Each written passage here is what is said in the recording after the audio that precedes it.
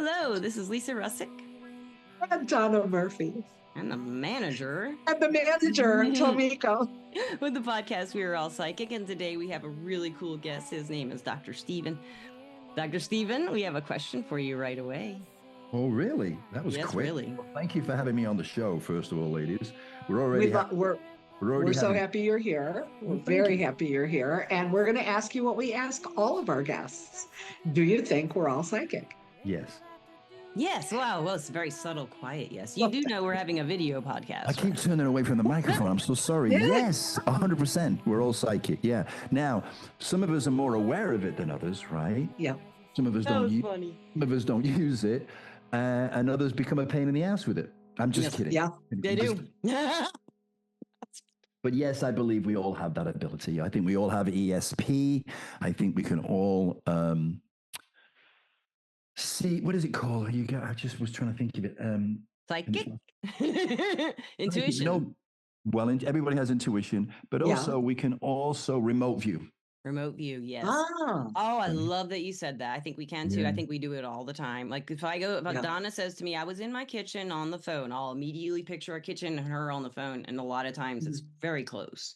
If not, the details are different. But the shape of the room will be the same. Yeah. You guys do that? What's that? Do you guys do that? Like, did you do that when you were younger? Have that happen? Like, say your friend came over and you've never been to their place and they say, well, I was in my bedroom playing with I was in my bedroom. I'm trying to think of something in England. Okay. Everybody does it. So parliament, my mini parliament, like my little parliament. I don't know. You imagine his bedroom, and you imagine the parliament, what it might look like, and you find out it's kind of like that. I think that's how people mostly remote view. We all have all these gifts, right? But most of us don't know, we're not aware, and even it can happen, and then people get scared, right? Yes. Yeah. And so they don't use it. Or if they do, talk about it, they get ridiculed. Nobody believes. Yeah. Somebody says you're crazy or you're imagining things, and then you kind of shut it down. Yeah. A lot of people do that. And they're not so much now, but they used to be really bad about 6 years ago on beyond. That's right. So what happens is we don't use it. And what you don't use, you lose, right? I mean, you don't really lose it, but you don't have the conscious ability, or you don't think you do, to work on it. And I say, it's like with most of these things, it's like if someone gave you a violin and you've never played a violin, you're not going to be really good at it, right? It's going to kind of screw up, and you might get impatient with it and decide not to do it anymore, right? But these things are very much like that. They're like the strings on a violin. But the more you practice and the more you're able to tune up the violin and tune up yourself, and so you can experience more of it. But it is a commitment, Violin's a very good metaphor, better than any other instrument I can think of, because you have to have really good pitch to, there's no frets, and to do all this stuff is hard anyway, But it's just, it's a whole challenge. But we have fingers, we have ears, we can play the violin, and maybe I have perfect pitch, but I was raised playing a piano that was a whole note and a half flat off. Wow. So when I really learned music again later, like I got a guitar and a keyboard that wasn't that piano, I learned that I had to relearn pitch. So I did. But it wasn't easy. I mean, you had to work at it, right? You had to work at it. You weren't good at it to begin very with. Much. And same with psychic. Because it was important to you. It was important to you, right? It was very important. Well, it was. And something that I think that you both have just touched on that I think is really important. When we're kind of raw and naive, we don't know what we don't know. But we're also as yet kind of unformed. Everything that's there is potential, right? And it's unformed. Once you learn bad habits, then you have to unlearn your bad habits and learn something else to kind of come in and replace them and become more adept at that than what you need to kind of unlearn or kind of clear. You have to kind of clear the board, right, of the old stuff. It's interesting that you brought that up, bad habits, Donna, because, I think Dr. Steven might know something about some bad habits or some patterns that lead to bad habits or something, right, Dr. Steven? Yeah, I think that we're onto some. Listeners and watchers, this is a video podcast on Spotify and YouTube. And Mr. Dr. Stephen Edwards would love to tell you about his book, The Venus Flytrap. You're asking me about bad habits, and I was going to go, yeah, no. I don't have any. Me? What? Hold on here. Yeah. So for sure, so I guess a little bit of background. I grew up, I think most people can say this, in a pretty traumatic household, right? Because when you say that to people, go, oh yeah, me too. But when we're kids, we don't realize that, right? It's not like we all go to school and go to the playground and at break times, get in a huddle and go, hey, do you have some trauma going on for you? You know what I mean? People don't talk about it, right? Because really, I don't know the word trauma. We're kind of ashamed of it, right? We're kind of ashamed of it because everything in society tells you got to be perfect. You got to have the perfect child, the perfect parents, everything. Yeah. And so it's tough to talk about, right? It is. So, you push it down. I pushed it down. And, I'm not saying for a second that my childhood was any more traumatic than anybody else's. Yeah. In fact, if you tell people, they might say, you had it easy, whatever. But for you personally, it's trauma, right? It is, yes. So like for instance, when I was so frustrated because you didn't feel like you had a voice, you couldn't say anything. They said back then children were supposed to be seen and not heard. I wasn't even supposed to be seen, let alone not heard, right? Oh, wow. And so you didn't have an opinion. You didn't feel like you were seen. And of course, you didn't feel loved or appreciated or any of those things. Yeah. There was no positive reinforcement. Most people are going, me too. But anyway, when I went to bed, I used to have to bang my head on the pillow. I did that too. No way. No way. I did it until I had my friends spending the night when I was 12, and then I was embarrassed. I wasn't until I was about 11 or 12. I'd hum too. That's it. Yeah, and I made that sound. I've never heard of anyone else doing that. I'd hum songs, but be like, That's right. I used to go, That's so freaking weird. I've never known anyone else who did that, Dr. We could have probably created a few songs. Band, yeah. We for real. Drums, we've got the vocalist. So I've never heard anybody that's done that either, right? So, but I had to do it until I was exhausted and then fell asleep. And I couldn't get to sleep any other way. Me too. So I felt like in my house, when I was at home, I felt like I was in a straitjacket. Of course, as a kid, I didn't even know what a straitjacket was. Yeah. But to the point where I actually was admitted to an insane asylum when I was 16, right? Oh my gosh. I am insane, but I mean, you just read the book. We all are. Exactly. There is another podcast called We're All Psychos. It comes up when I type up We're All Psychic, I got to see that one. So I even talk about in the book that we're all on the spectrum of insanity. Right? Yeah. We're all on a spectrum. I like that. Say, I want to be normal. I go, find me a normal person, right? What's the benchmark? Yeah, but that's what we love about people. Right? We love that they're different. I read a book by Joseph Campbell. I love Joseph Campbell. Yeah. I've been trying to find him for years. And anyway, I found him in a bookstore once. I did too. I found him in a bookstore too. We got so much in common, man. We do. It's amazing. Right? So anyway, I'd read hundreds of books on personal development, spiritual development, right? But I never read anything on myths.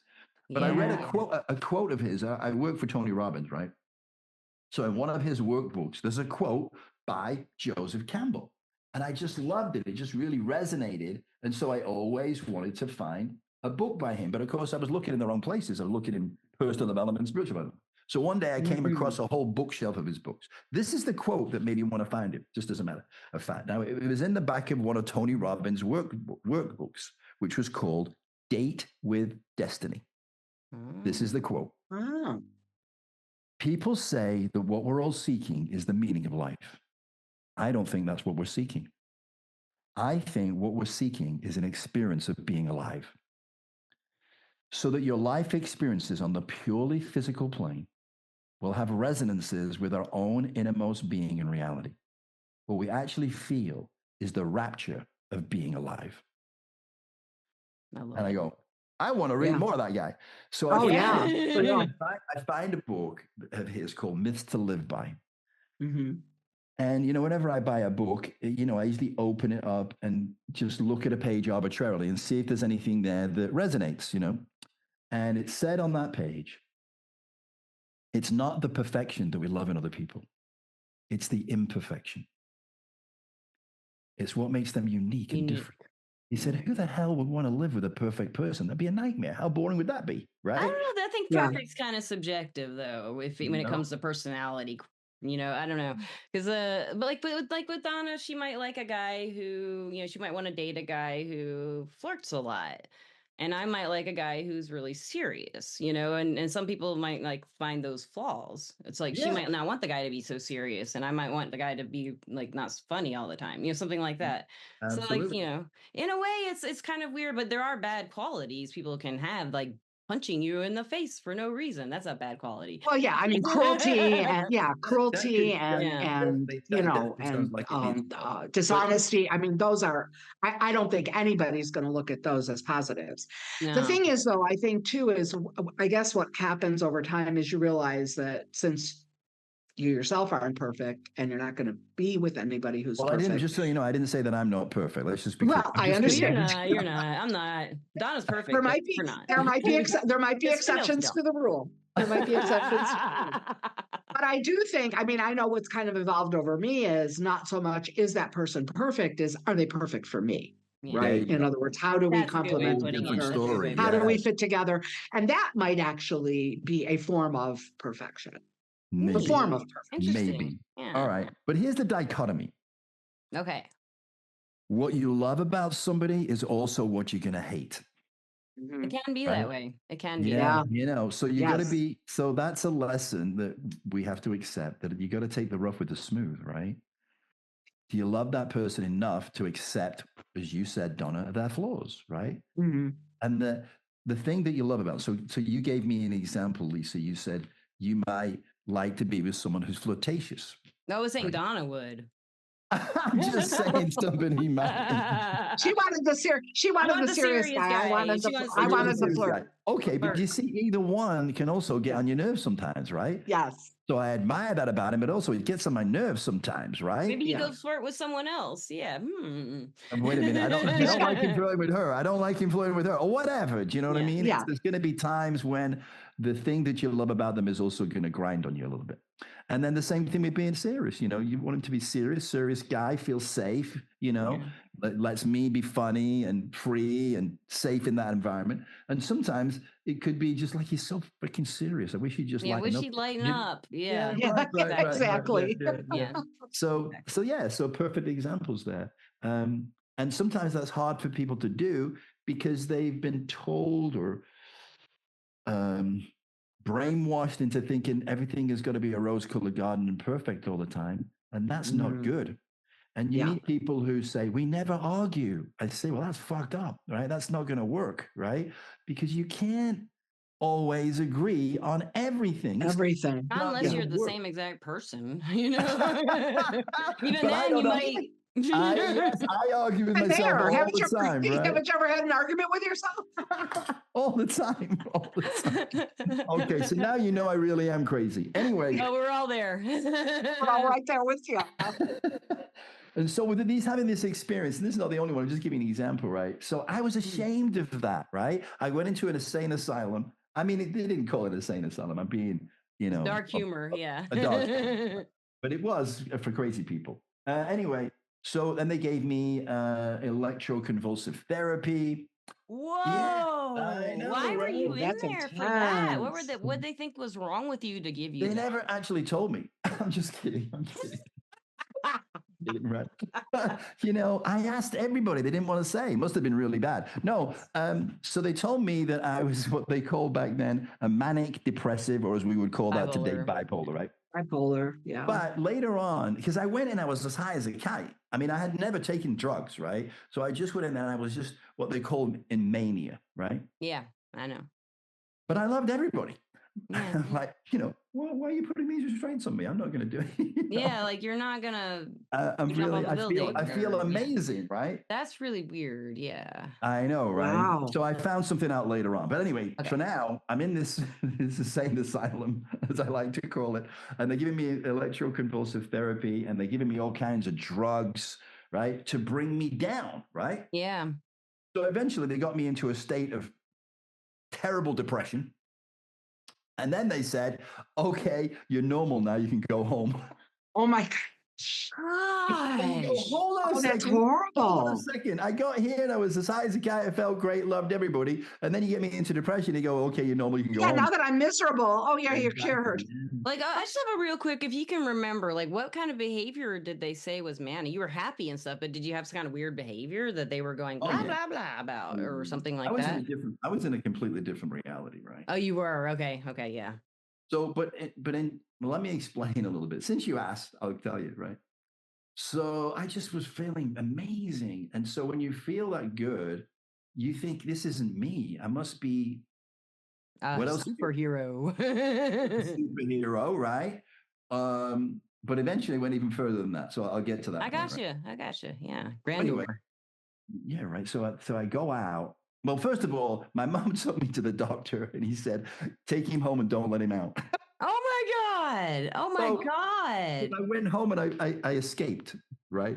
And you escaped the insane asylum. I escaped. No, so I get in my car and I go out, right? And I go out and I'm having an amazing time and I'm thinking I'm going to do this and I'm going to do that. And I decided to open a nightclub in the town that I lived in, right? I convinced the best DJ in town that he was going to be the DJ at the club. I found the landlord. How old were you? 16. But I used to go. I started going to nightclubs when I was 14, right? So anyway, Okay. so and this DJ knew me, and but I had this amazing confidence. I got the freaking landlord to give me a 5-year lease on the building where we're going to put the nightclub in, and he gave me 6 months free without any lease payments, right? Wow. I didn't even find that out, but you you're just so somebody knows magic. Exactly, right? And you know what? You can do magic when you're in that place. You really can. Yes, you can. You can do things and say things and make things happen you never imagine. All my friends were trying to come on, maybe we should go. At one point, I had my own business. I had a jewelry store. I was making a lot of money, so I was kind of a little bit. I don't know who you call notorious, but I was well known in town, right? Okay. So then, at about 3:00 in the morning, a friend of mine comes to me and he says, "Hey," and I think his name was Angela, right? Angela wants to meet you. I said, "Who's Angela?" He says, "She's the girl that owns I can't think of the name now. We didn't call it that, right? But the whorehouse in town, right? And she wants to meet. She wants to meet you, right?" I'm going. Oh well, good. Let's go then. Let's go meet her. So we end up going there, and we partied for a few days. It was amazing. But then for some reason, I don't know why we would leave there, but we did leave there, and it was at night. And so I'm in my car with my friend. And I'm driving, at one point, I'm driving over a bridge that is two-way traffic.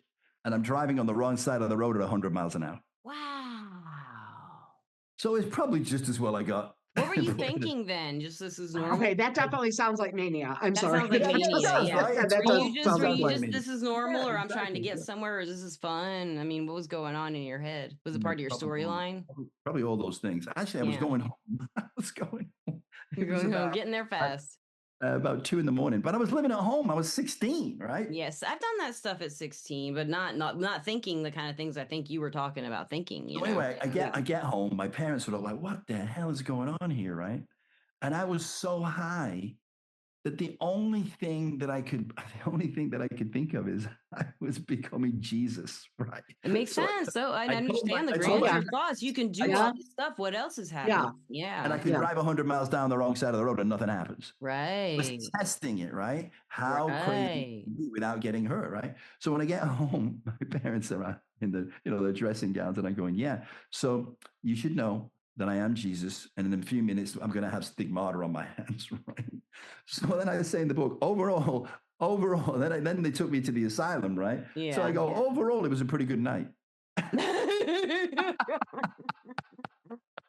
No stigmata, right? Nope. That's a good thing. Blood on my hands, everything was perfect.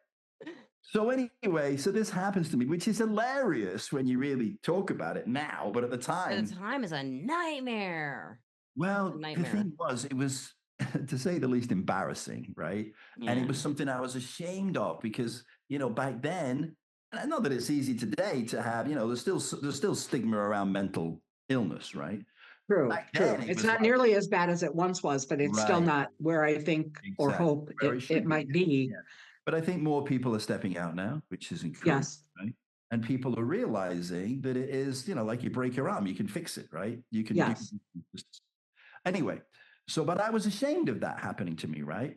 Along with some other things that I was ashamed of that I get into in the book. And we can get into if we have time, but I don't want to waste all the time talking about this. But we got time. What time is it? I don't know. We've been in here for we about can, maybe 20 minutes, I think. 30. I don't know. We've been talking. We've talked for a long time before the podcast listeners and watchers. Yes, we did. That's Yes, we true. did. So anyway, I can carefully come back to more. It's been 30 minutes. I just checked. It's 4:04. But here's the deal. I was ashamed of it, so I was pushing it down, right? I never wanted people to find out about that. I know, yeah. Even I had when the you same thing. Yeah. Even when you went for a job, they asked you that question on the application. Have you say ever no. had? You say no. Of course, but it's saying to you it's bad. Right. It's something that you have to hide. It's saying you have to hide this. What are you going to say? That's yes, ridiculous that that's you're on not a going to job get application. the job, right? You're never going to get You don't that. have to say you have kidney disease if you fill out an application.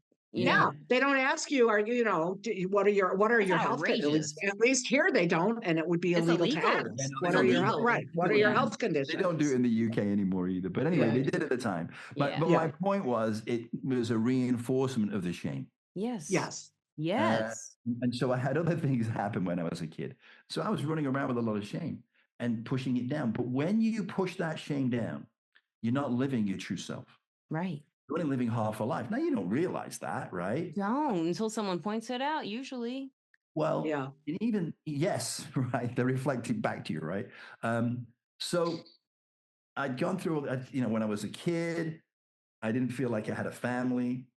When I was, I don't know, up to about maybe 13, 14, 15. All I wanted to do was run away from home.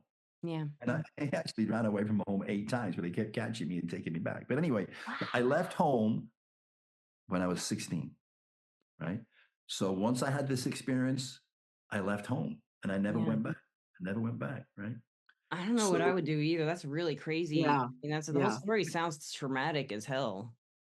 But anyway, it really does. I like how you tell it though, because it's you've healed from it is a lot, is what it sounds like. Well, yeah, it was kind of like a crazy adventure, right? But anyways, but what I realized, ladies, is this. Look, at first, I was running away from my home, right? My house, my family home. But it didn't stop when I left. I was still running. Yeah. Because I wasn't running away from a physical home. I was running away from myself. Yeah. I'm my home, right? Yes. And I didn't stop. I didn't stop running. And ironically, and for some reason, I remembered this in my mind my whole life. There was a dog that lived across the street. He's a little terrier, right? Little small little terrier, but he had a Napoleon syndrome, right? So whatever as little dogs often do. Right? Yeah, right. So when a car would drive by, he'd chase that freaking car down the road, right? Going, and in his mind, he chased that car away. That car was scared of him, and that's why he left. That. Right. So then he would come back to the house, and he'd be like, "Talk. Look at the size of that one. That's the, that big Labrador's nothing, right?" So anyway, but what happened one day is he ran out. He's chasing after this car, and the car stopped for some reason, and so the dog is running full tilt, bang into the back of the car, and then it whimpered, right, and then it started running in the opposite direction. So what's the dog running from? Yeah. The pain. It figured if it could run fast enough, it could outrun the pain. Yeah. Very good metaphor there. I want to read this book now. That was a metaphor of me, wasn't it? I was running away from myself. I was running away from and that, that was most of my life. So what I was doing, what was I running to? I was running to the next thing that I thought would bring me success. Mm-hmm. And then I would pour myself into it with tremendous intensity. People say to this day, "Stephen, you're really intense." Well, this is why. Because if I could throw myself into that, I didn't have to look back. Yeah. It was a distraction, right? So then what would happen is anybody throws themselves into anything to that intensity is probably going to get good at it, right? So I would be successful. Yes. And then it's like, if you say you want anything and you get it, you kind of go, yeah, that's not it, right? So it's like, first you're like, great, I did it. And then you're like, that wears off in no time, right? And you go, yeah, that's not it. If you're running from something, it does, Yeah. Right? Yeah. So then I would just let it implode. Yeah. Yes. And then I would feel burned out, right? Because I'd be so tired, right? And rebuild myself, recreate myself, right? So what did I pour myself into? Well, in my early years, it was really I had a job, and I loved that job, and I was really good at it, and I was very focused, and I became an assistant. It was a grocery store. Right? I was wondering, yeah, it was just a grocery store. But you worked your way up, kind of. Yeah, I worked my way up, right? And then same thing, crash, reinvent. And this went on for I know this story very well. So, and then it became, partying, having, doing drugs. I was never really into alcohol. Fortunately, I had some bad experiences with alcohol when I was very young. That's fortunate, yeah. I got sick, right, on alcohol. Drugs, not so much. So anyway, but I was very lucky, ladies. I was so lucky that I never got addicted. Yeah. Good for you, man. Good for you. I know. Well, very lucky though, right? Because I had friends that are dead. But it's a real danger because none of us knows for sure if we can or can't get addicted. Yeah. If we're going to become addicted after some experimentation. I don't claim to be an expert on this, but I have been through experiences, and I've had friends that did get addicted. Yeah. But it wasn't like I could resist it. I just didn't want it. I didn't want to do it all the time. I didn't get that. Whatever you were running from for the drugs, probably didn't have to run from it anymore, whatever that particular well, that could be the case. But I also was like, I could just do it recreationally and not feel like I do more and more. There's just people like that. There are people like that. Right. Yeah. But eventually, I came to America when I was 21, and I decided, this is where I want to live, right? Wow. Who doesn't, right? So that I went home, and it took me 8 years to be able to come here. So now I'm really excited about coming to live in America. And I think to myself, you know what? I got to shape up. Everybody, this is going to sound funny when I say it, but I had this perspective. Everybody in America is really healthy, right? They eat healthy, they live healthy, right? So I'm gonna get healthy, right? So I figured, well, I'm not gonna do that. I'm not gonna really do that taking drugs, and I don't work out, right? So I gotta make So when I came to America, in the right place in America, you found that out real quick, didn't you? So many freaking funny stories about that. We could spend days, I tell you. But anyway, so I come over and I clean up my body. I clean up my mind. I'm reading all this personal development stuff. And again, I pour myself into it to such a degree. I went to work for Tony Robbins, right? You want to talk about getting pumped up, right? Yeah, for real. I make that sound easy. It was not easy. It's not like he's walking around going, "Do you want a job?" Right? So I for real. to actually get to work with him, and I did. And again, I was successful at that. I ended up being on the board of directors. I mean, I was very, very good at it, right? Yeah. So anyway, and then I let that implode. Yeah. So then I went off. I'm not going to tell you how I imploded it, but it was pretty darn good. I want to know so bad, but I know you don't want to tell. I will. I'll get to it. But anyway, so then Tony introduced me to more spiritual teachers, right? Oh, okay. Back then, a lot of your listeners won't even know who these people are. Maybe they will, like Deepak Chopra or Wayne Dyer. Yeah, they're most of our listeners are in our age group. Yeah. 40 and 60 to 80. Like they're older. They're Gen X and older. 40 to 60 to 80, yeah. But most people in that age group have heard of them, yeah. James Redfield, Neil Donald Walsh, all these people, right? And so I decided that was the path I wanted to be on. And so I started doing my own mind, body, and spirit events. So then I used to get, we used to do these you've been through a lot of these processes, right? These different modalities. And so we used to do all this amazing process, spiritual practices and all that stuff. And so people would come at the end and go, well, listen, I know this is great. And I know this is just the beginning. Would you be my coach or whatever, spiritual counselor? Yeah. And I'm thinking about it. And I'm going, Yeah, but you got to be careful doing that. You got to have licensure, right? You can't just start telling people what you think they should do. You got to really know. You got to know what you're talking about. You have Or to have you some. just be a guru. Yeah, well, yeah, but even then, you see things. So I figured I got to have some kind of credentials, right? Yeah.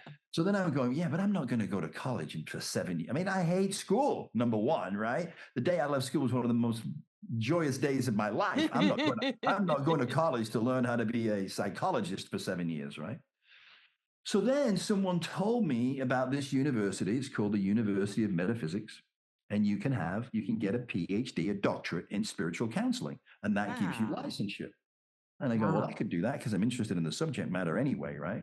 Right. And that's what I did. And that's why I got the licensure so I could do the counseling.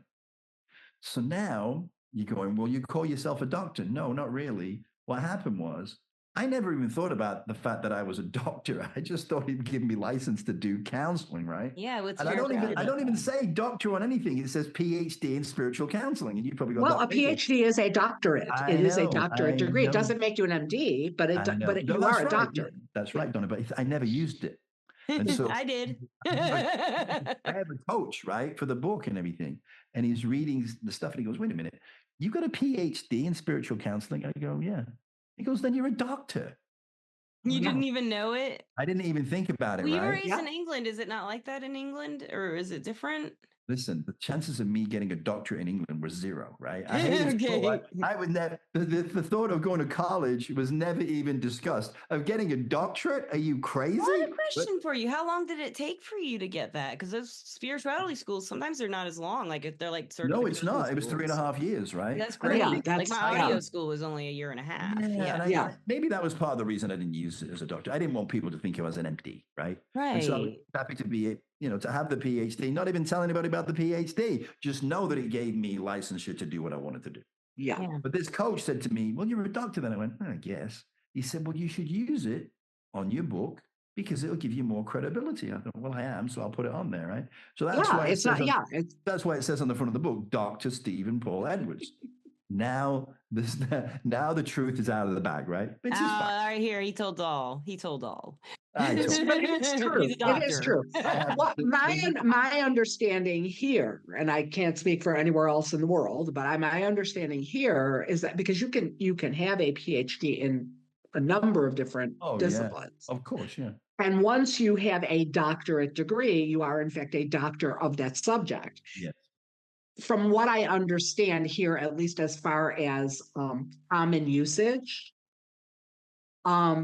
unless you're with peers in that same discipline, you typically don't use doctor. Okay. But if you are, unless you're actually a medical doctor, right? Yeah.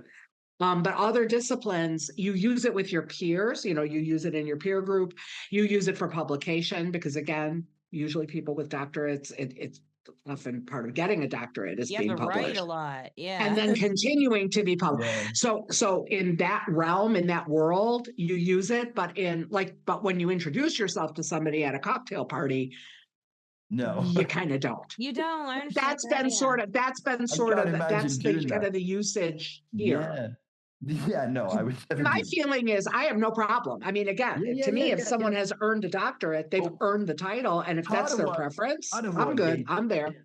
Part of what gave me a little bit of the confidence to say, okay, I'll do it. I'll own it, right? Because part of my, wounds have been self-esteem, right? So why not? Yeah. And the other thing that gave me confidence was that, Wayne Dyer did it.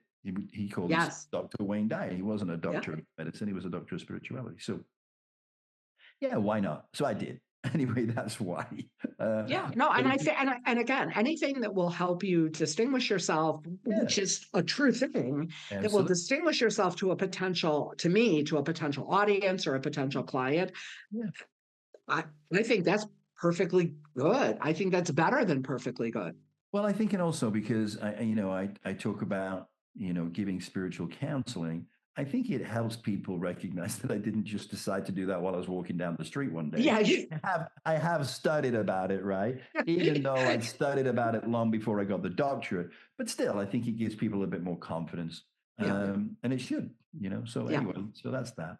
So anyway, the next thing then, I blew that up, and then I get into thinking I got to work on my relationship with money, right?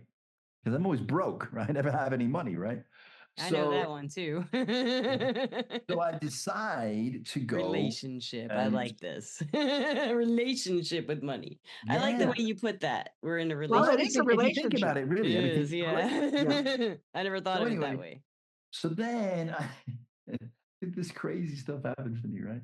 So then I get approached by a company that find out that I'm doing these mind, body, spirit events, and I'm helping people, amongst other things, overcome their what I call transparent beliefs that are holding them back and their fears, right? So I get approached by this company that actually their offices were not, maybe 50 miles from where I live. Anyway, they came to see me and said, listen, we know you're doing this event and we know it's really good and you're successful at it. Would you be interested in coming out and doing one of your programs for our students? They had a real estate investment school, right? Okay. And so people would go there to learn how to invest in real estate. Okay. And people would pay anywhere from $25,000 to $100,000 to go to the school. Wow.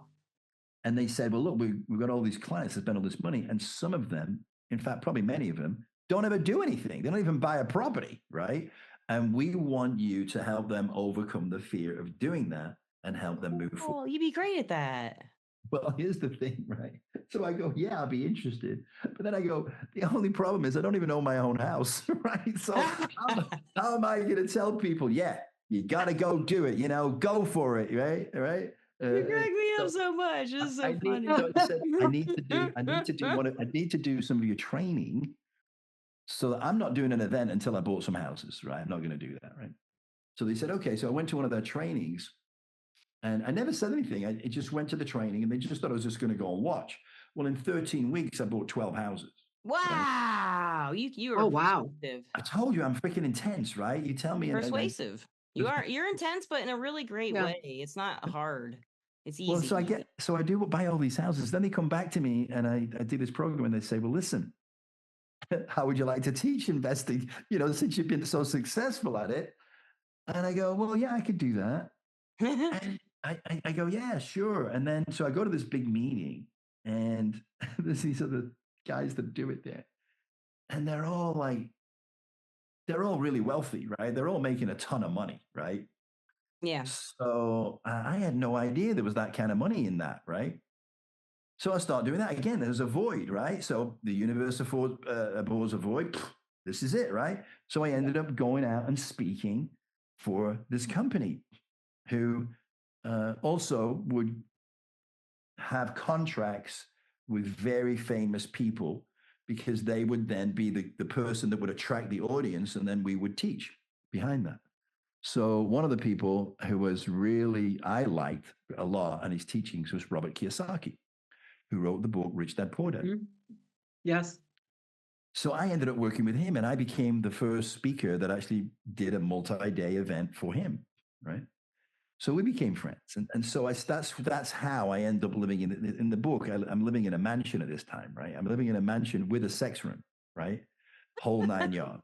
Freaking, a dungeon. He has a sex room and a sex dungeon. So, and I'm going through the end of my, laugh, right, of my fourth divorce, ladies. This is goodness. Ending my fourth divorce. So in the meantime, while all this other stuff is happening, you've managed to meet, marry, and divorce four different times. Yeah. Oh, you have a fun life. He's enjoying it. wasn't actually that hard, Donna, to be honest with you. It wasn't really, kidding. So what was going on in those relationships? Okay. Well, was there a cycle or something? Of course, it's a pattern, right? People said to me. That's what he was telling us earlier, listeners, before we started. A lot of people would say to me, you'll say, hang on a second. So you've been married 4 times. Mm-hmm. 4 different wives. Uh-huh. So what was wrong with all these women? And I go, well, hold on a second. 4 marriages and there's only one constant. It's me. No, I'm just going based on, the fact that I'm a detective. That I something to do with it, right? And I can tell you what that was. I mean, I can tell you there was a bunch of things, but I'll tell you one of them. It goes back to what we talked about earlier.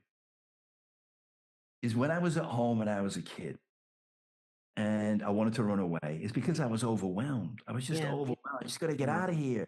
I just A lot gotta of get out. sensitivity. Right? Yeah.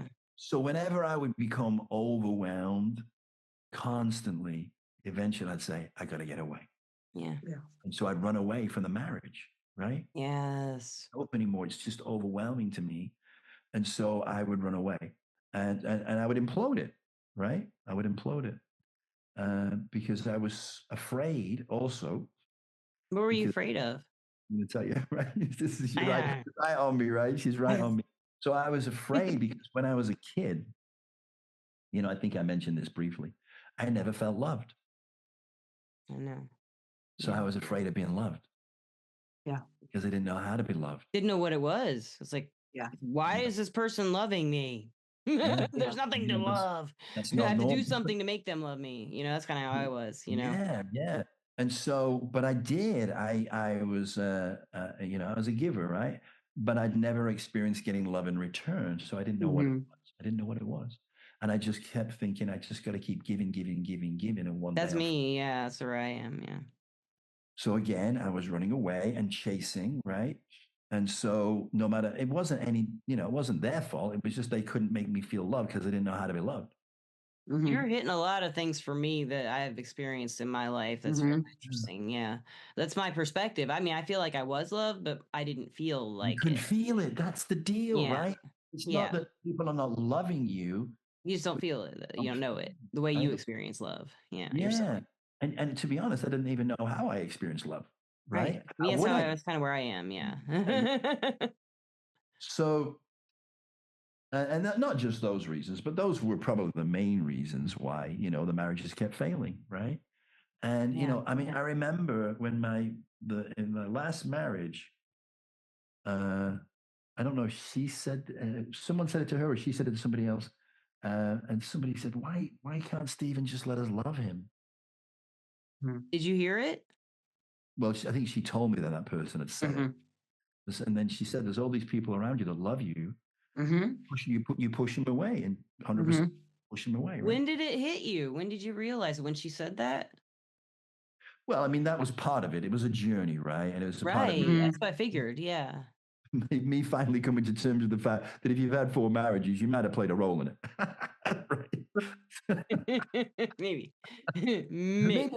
there's something we should. I've actually wound up saying that to clients, and I've certainly said that in my own moments of self-reflection, where it's like, okay, what's the common denominator here, right? I mean, what's the one thing that's always present when these weird things happen? And it's like, oh, that'd be me. I'm there. I'm around. That'd be me. Yeah. And also, that's beautiful. And I could say this about my marriages. I could say, listen. No, I'm not going to say it for marriages. I'm going to say it in a minute with what was happening with me and Tamaz in the book, right? So she would constantly be able to fool me, right, into believing her, right? So, I said, she lied all the time. And I said in the book, so she lied. And I said, there's a reason for her lying. Because she's a fucking liar. That's the reason. There's a reason. That was a joke. She's a liar. She's not being very nice. Yeah, but that was a joke. But there really was a reason that she does that. But we'll get into that later. There's so many things to get into, right? So anyway. Especially with relationships. Oh, wow. I say to people, listen, if you ever decide to get a divorce, come see me because I know a lot about it. I'm an expert. So anyway, I'm going through my 4th divorce. And what I'd been doing, traveling all over, talk about intensity. I was doing it like 7 days a week. Yeah, that's busy. Either traveling for it, doing the event, traveling back from it, coming back and getting my energy back again so I could just go back out and do it again, right? Yeah. So again, intensity, right? And again, I burned out. Yeah. So now, and I'm going through a divorce, so everything was falling apart, right? Everything is falling apart. For me, not to me, right? Yeah. Now, I didn't realize that at the time. I'm just like, that's a good point. For me, not to me. I like that. That's my phrase, and I'm going to get to that in a minute. I liked it. Sometimes you go, it's not happening to you, it's happening for you. People go, if you say that again, I'm going to kill you. because they're so Because attached I'm to not buying that right at the moment. So Right now, I feel like a victim, and I feel like I am yes, on the pit. I am firmly on the pity pot, and you better not try to get me there off. you go, right? And some people, and you're right, Donna, because some people come so attached to it, don't they? And again, it's not their fault. I mean, society says that, that happened Right. to you, right? You should sue that person. You should do whatever. And sometimes you should. But my point is, Yeah. you don't want to be a victim. I say to people, listen, and this is not an easy belief to live by. I'll tell you that right now. But I've believed this for quite some time, and it's been a savior to me. And that is nothing happens to you, everything happens for you. Easy to believe when everything's going right. Yeah, of course this is happening to you, right? But when you're in your darkest moments, when you're going through trauma, that's really tough to believe that. But I'll give you an example of how I do it in a minute. And I'm not, it's very simplistic to say that. To be able to get to a point where the most traumatic experiences in your life happen for you, that's not an overnight process. And even when you recognize, you're hurt, you're angry, you're frustrated, and then you calm down or to some degree, and you say, okay, this happened for me, this is going to be good. Explain that to me, right? This is where I'm having a conversation with myself. It's not going to come to you right away. And it might be weeks, it could be months. But you just committed to that idea, that belief, and you will find it. You will. But it's not just that easy just to say, okay, yeah, well, my arm got cut off and that happened for me. How cool is that? No, you're going to be mad you lost your arm, right? You're going to be a victim for a while, and it's okay. What we don't want to do is get stuck there, right? Right. Yes. And then be angry, resentful towards somebody else, because the only person that's going to hurt is yourself, right? You're going to carry ultimately, that with you, yes. And it's going to hurt you more than just feeling bad. It's going to hurt you physically, somatically, in your body. You're carrying that around, and that's why people very often get dis-ease. It's disease from these things. Anyway, the bottom line is I'm going through all this. I'm like depressed in bed, right? I'm sure. Trying to, heal the feelings. Every divorce sucks. There's no fun divorce. Even if you want to get divorced, it sucks. Even a quote unquote amicable divorce is not. Oh yeah. And we tried to do that. And we did. We went to a spiritual uncoupling thing. But it's still really hard. I never heard of that before. Interesting. Yeah, well, the one I found was in Arizona and Sedona, right? So we went. I love Sedona, yeah. But it's still hard. It's still hard, right? I mean, I don't think maybe there are some people that do this, but I don't know any. I mean, people don't get married to get divorced, right? No. Right. And I'm not the outcome you're wanting, no. Right. And I'm the ultimate romantic. I always think this is it, right? Yeah. And I did. I really did. I mean, I bought the house for us, right? I mean, people used to say to me, you could make this into like a house like Hugh Hefner's. And I'm like, yeah, but that's not, I have no interest in doing that, right? Yeah. For us, it was going to be our home forever. And I had, I bought her a Rolls Royce and I had a Bentley, but not to show other people. It was just because we would get to enjoy Loved each other and you wanted to have fun, spend the money together and have a good time. Yeah, it makes sense. So I was struggling to get over it, and we never thought we'd ever get divorced. We just thought we'd be together forever, right? And so that hurt too. And we were both like, we would say to each other afterwards, right? I can't believe we got divorced. I can't believe that happened. Everything was going so well, and then suddenly, boom, So anyway, but there were reasons for it, right?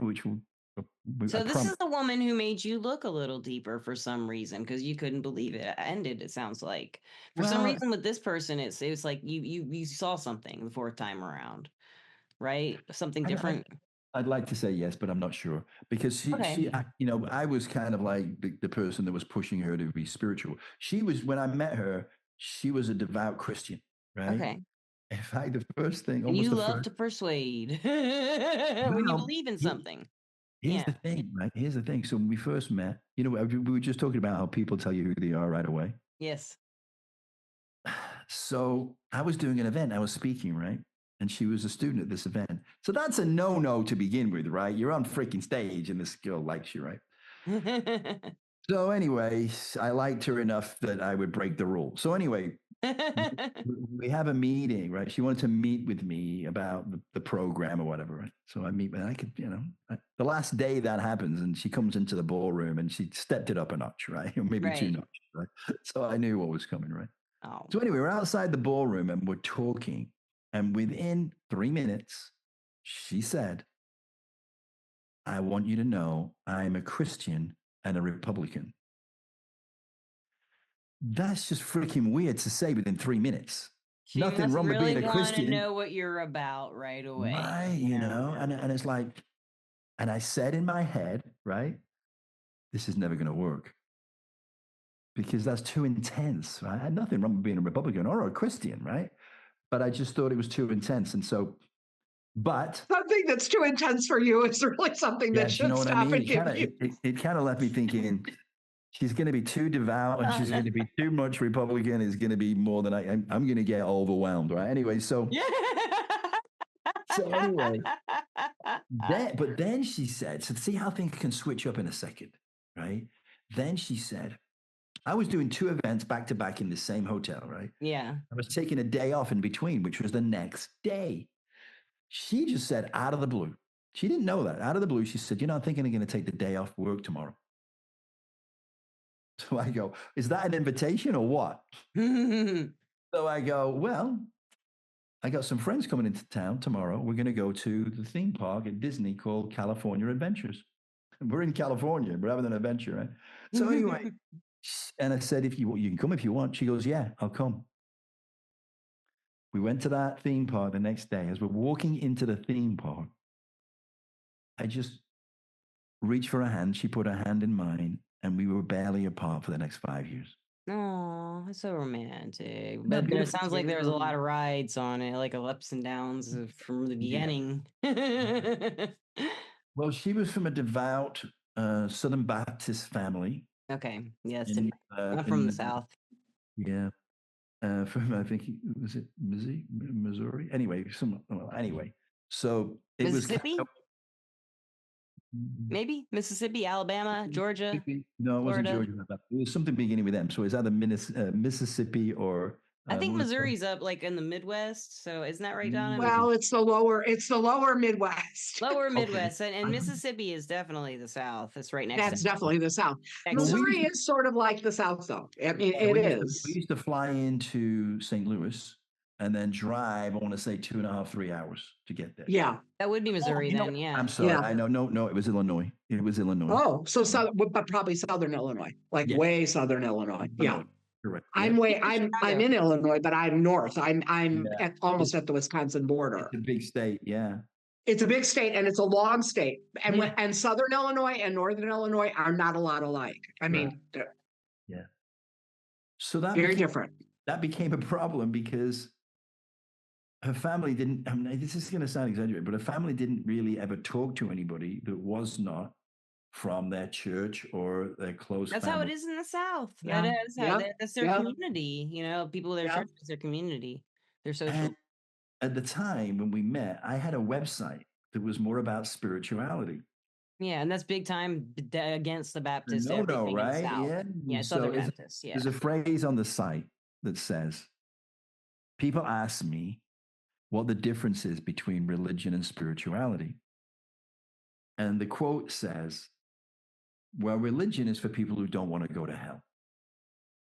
Spirituality is for people who've already been there. Oh, I love that. Perfect. I love that. That's a great, that's a great quote. You got like one-liners. Oh man, you're so good at them. I love that. That's a great quote. Imagine her family reading that. Wow. Yeah. You know what I mean? So I was like the Antichrist. Yeah. So it was kind of hot though, wasn't it? Hey, it was me. It was waiting to be said. True. So they made my life hell, right? And unfortunately, the family used to call her the quiet, gentle spirit. She was so quiet, so nice, so gentle. But she had a lot of fears, right? So she could never tell her family that when we first met, she had decided to break free from the church. So she kept it on the down low and Yeah. started. But she made me look like the bad person, right? It's your fault. Right. Then you look like, right. It looks like it's your fault. Yeah. And Yeah. it's your fault. Oh, no. So that made it tough. Anyway, she's gone. The whole thing that I was doing was gone. And so this void opened up for her to step into my life. And she became the focus of my life, right? Yeah. She became what I was going to put my intensity into, right? Yes. And she became what I say, my magnificent obsession. Mm-hmm. So I met her online, right? Which is the first red flag, I guess. Anyway, because a friend of mine said, look, you got to get out of bed, man. You got to get out in the world. You got to start living again. And I go, yeah, whatever.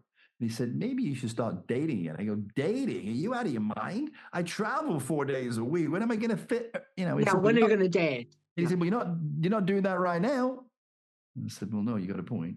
So anyway, you think about it, it's mulling over in your head. So I'll get online and see what's out there, And then I met her, right?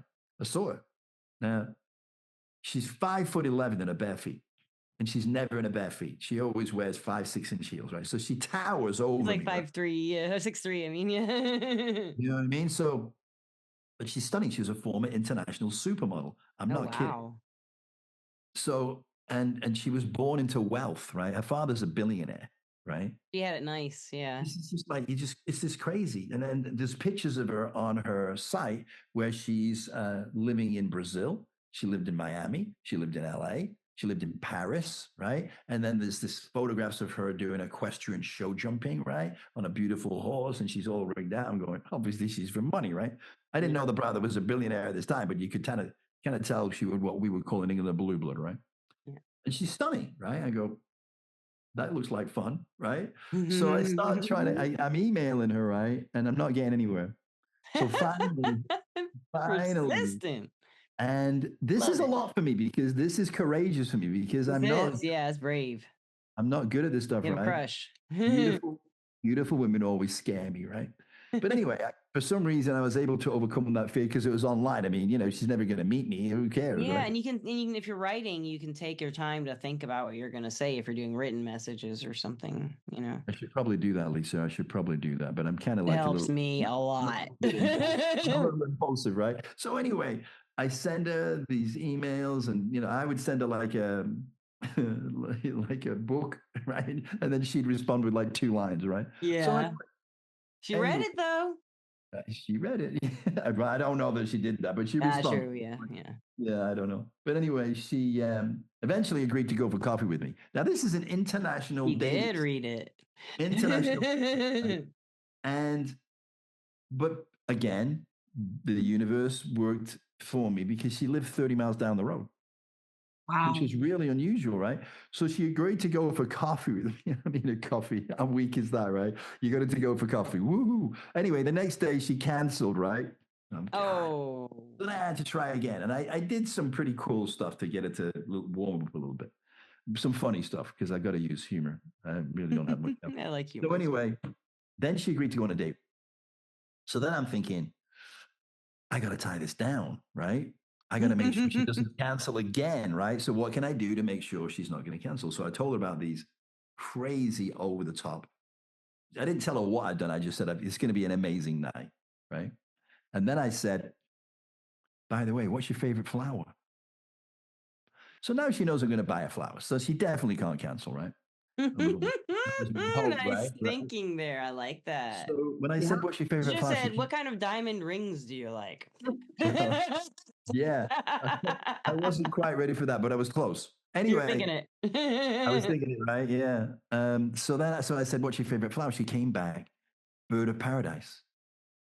So then I joked with her, right? I go, nuh-uh, mine too.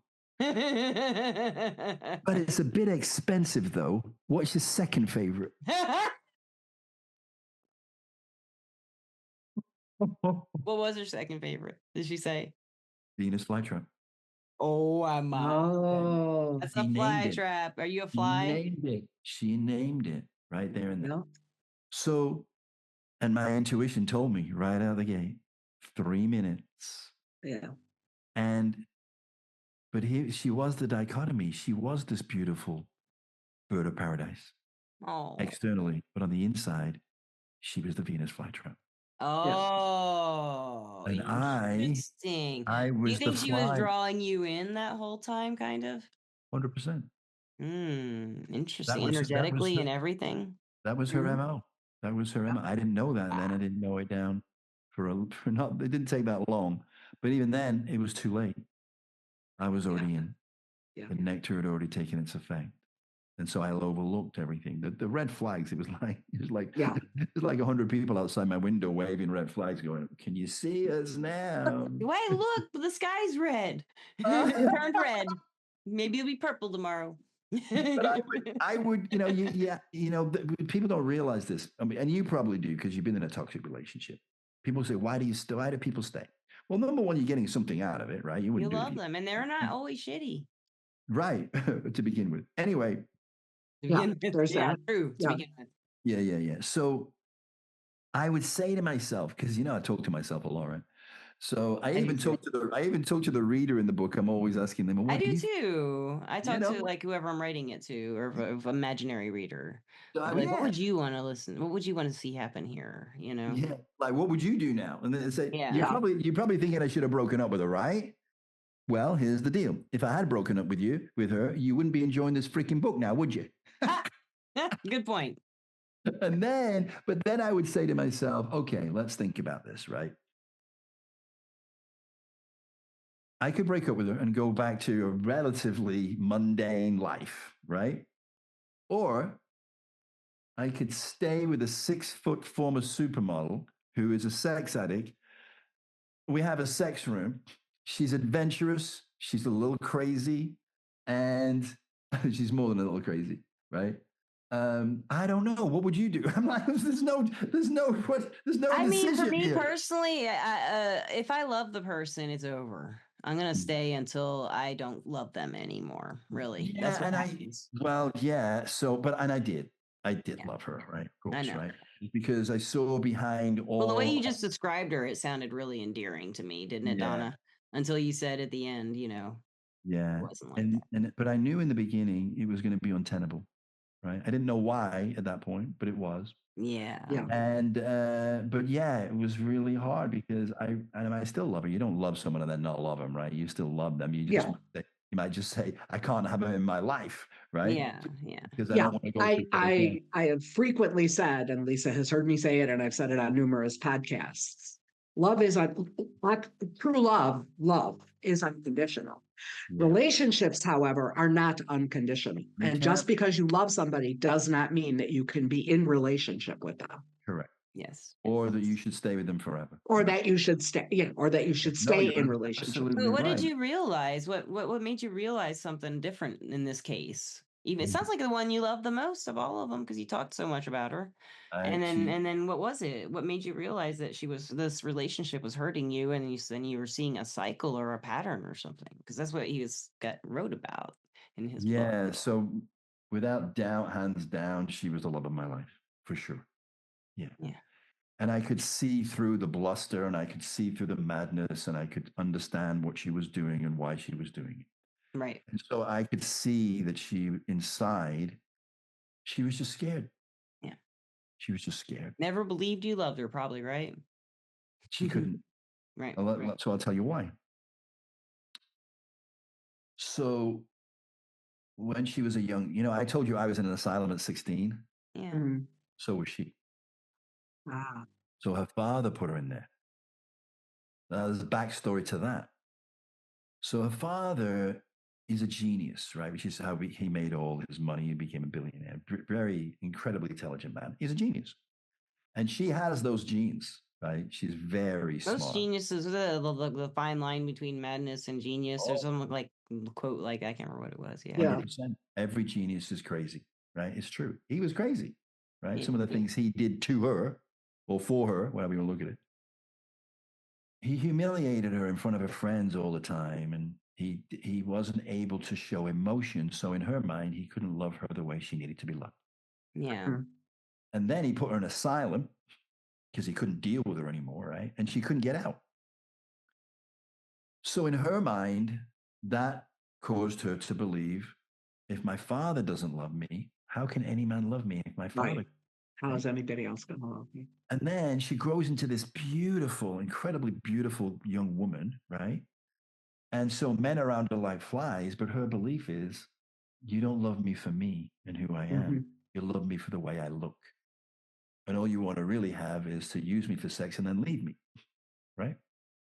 And of course, when you believe that, you create that experience, right? That's what you will experience. Yes. And so that was constantly reinforced for her. But she also recognized that she wasn't just beautiful, she was very smart and smarter than most men, smarter than me by a long way.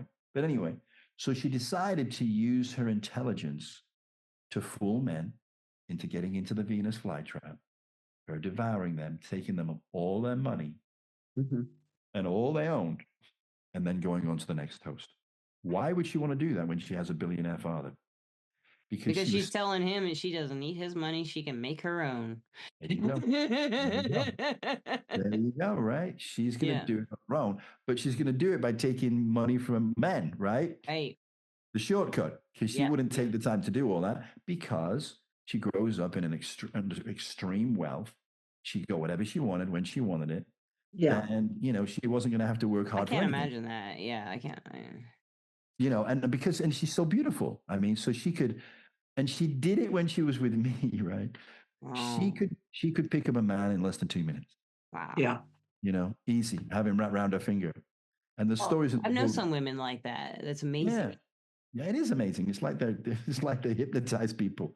Anyways, and right? they don't even act like themselves. They'll kind of like all surround them and like, what are you? It's weird. They're like not even acting like they usually act. Yeah. Ooh, what's this? What is this? They don't know what to do with themselves, and they all like flutter around. It's so funny. They can change their personality like chameleon, right? Yeah, it's amazing to watch. It is. So this is what. So this is really where the insanity came from, right? I bet you can't connect to anybody because no one can see past that. And you don't know, you don't have an identity. No. She doesn't have an identity because she'd need to change it for whoever she was getting her job done with. Yeah. And so that actually leads to a disease that is incurable, right? And we'll get to that another time. I got to go in a minute because I've got an appointment at 6. But I feel like this is the beginning. Maybe this is episode 1 of. You want to do that? We need an episode 2. Yeah, we definitely need an episode. But we got to leave him hanging because we've never done that before. Leaving. No, I don't think we have. This is like this is like me. No, well, so we're gonna leave listeners. We're gonna leave. Give him a cliffhanger. You're a writer, Dr. Steven. Give him a cliffhanger. All right. Well. You mean like, okay, so not where we ended up, right? Because you don't know the end of the book. No, we don't know yet. No. The book is only, this book is only the first book. There's 3 books, right? Oh, okay. This is a trilogy, all the same story, which I never would have imagined because I thought, well, I'm going to get it all in one book. Not a chance, right? Because it all started to come out. I'm like, holy heck, right? Just like this podcast.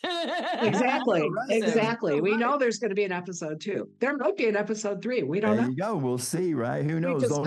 Only the universe, right? Well, the cliffhanger, let me give him something to take away from this. I like that. Okay, let's do it. And I mentioned this, and so here's the cliffhanger as well. So the belief that I adopted a long time ago that's changed my life is the fact that nothing happens to you. Everything happens for you. Sounds easy, sounds simple, but I'm going to give you an experience from the book. It's an hysterical, hilarious, profound experience of where I had to live by that belief. Okay. And trust me, it was not easy, right? So that's a powerful story to look forward in episode 2. That is a powerful story to look forward to. I'd love it. And I would also love to hear you read something from the book in episode 2. I will do that. I will. I've got the book right here. So next time I will read from the book. Okay, so listeners and watchers, at this point, what we usually do is ask where you can find him and all this stuff. But right now, I'm going to thank our sponsor, Everclear. Everclear, we love you, and then you are our sponsor. And Everclear is an advice app and website where you can get advice from psychics and empaths so you can get the clarity you need to create the life you deserve. And I am an advisor on Everclear under the name Lisa Rusczyk. And I am an advisor on Everclear under the name Donna Murphy. And we look forward to speaking with you. And we look forward to seeing you on this next podcast. Yeah. Well, any of our next podcasts until we have Dr. Stephen back on. But definitely when we do episode 2, you got to be here. You got to be here. And then you know what? We have a lot of stuff we usually do at the end, ask advice and all that. But we're going to go ahead and leave that hanging because we need you to come back and finish this story because it's been a great time. Oh, yeah. It's been a long time. So we'll let you go get your thing done. And I will. I just want to say one thing, and you know what I'm going to say. Just make sure if you're interested in getting the book, I've provided the link for the first 3 chapters for free. Because once you read the first 3 chapters, you're going to be hooked on the book. You're in. And then, you are in.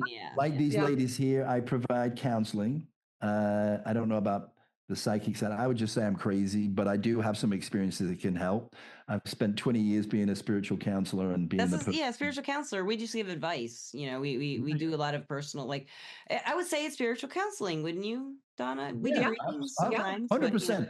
Absolutely. Yeah.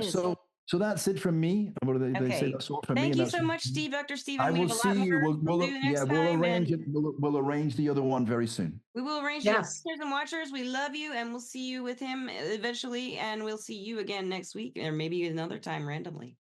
Beautiful. Love you guys. Love you guys. Have a nice time. Peace out. Bye. Bye.